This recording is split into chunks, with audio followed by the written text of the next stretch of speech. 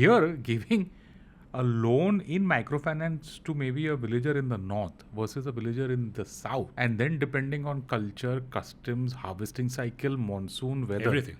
Talk to us about that. What's that experience been like? Because I don't think that story is even known in lending. How, the challenges that are there, the good side, the bad side. Let's talk about that for a while. It's tough. Honestly, I think, when people talk about it, it's a different animal altogether, It's a lending class, but it's a very specialized lending class. It's not easy, it's like, you probably cannot write a story on that this is how it should go because there's no pattern to it, North would be different from South. East would be different from West. Political interferences from the local, whosoever can get up and say. Yeah. The moment they see, and this is what I always say, this is the most volatile segment, You're actually looking at a class which everybody wants to own.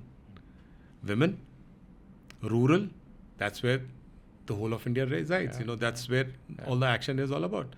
So everybody wants to have a pie in that. Everybody wants to have a say in that, That throws up challenges which are there.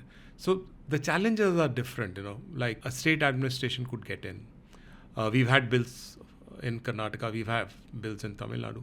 Now, I think, it's very difficult for people to generally comprehend that they look at it from an angle which is purely commercial, or maybe looking at the community the way they want to look at it.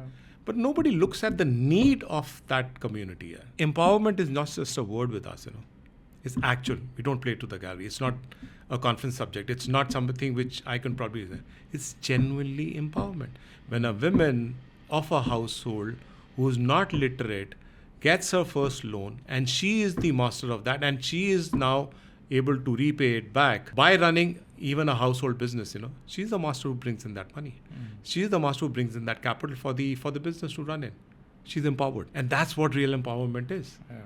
It's not just gallery talk. It's just not that, So microfinance typically by dealing with women does that. But it has its own challenges. You're dealing with women. Yeah. Our loan officers are basically men. Yeah. Our kids, basically who have that passion to probably do it, But yes, it does gives you very varied forms of different connotations, when you do this kind of a business. Four corners of India, any patterns, any stories, any lessons that you've seen? A lot of people say that the South is, more advanced, or at least culturally is very different from the North, either in terms of repayment or in terms of, like I said, how the communities work there. And there's a very interesting thing I've heard about microfinance, because microfinance के पहले क्या था?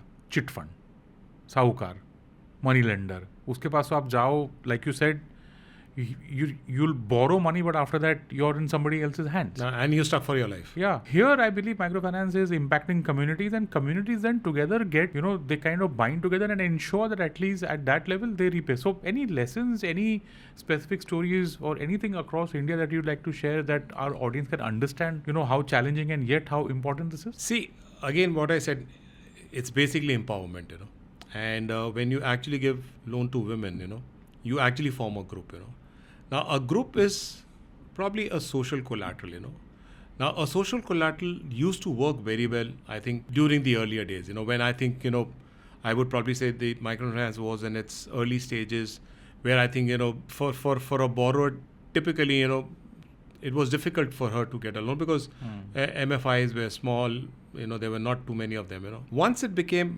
I would probably use the word, once it became very commercial as such, everyone just started entering it.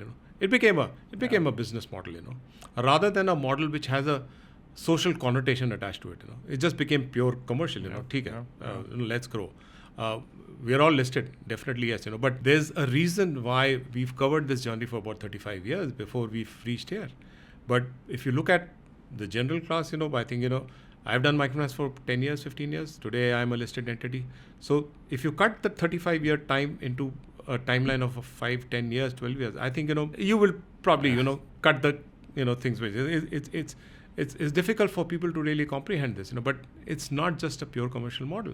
Yeah. It's a model where you have social attachment to it, where you actually feel that, when you're giving out a loan to a woman, definitely it has something more attached to it because you are actually making her come into the organized financial system. And then she can graduate from there and maybe get a higher ticket size loan or maybe a different kind of a loan. But that's That's something, which probably came across and has been learned the hard way. IVM.